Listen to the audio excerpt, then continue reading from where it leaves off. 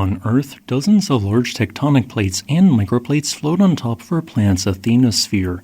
As a result, numerous boundaries between these plates exist. These tectonic plate boundaries primarily occur via three types, the first of which is a convergent plate boundary. Convergent boundaries form when two or more lithospheric plates collide with each other, where the denser plate subducts underneath the less dense one. Since oceanic crust is 11% denser than continental crust, it always descends underneath continental crust in a collision. When convergent continental-oceanic collisions occur, they form volcanic chains. When convergent ocean-ocean collisions occur, the older one will subduct to form an island-based volcanic arc.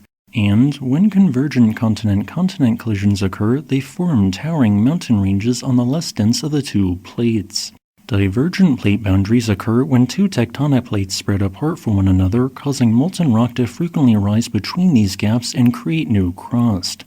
The vast majority of our planet's oceanic crust was created in this manner at divergent plate boundaries known as mid-ocean ridges. Continental divergent plate boundaries can also occur, with one example causing the volcanism in much of eastern Africa as the Somaliland plate spreads apart from the Nubian plate.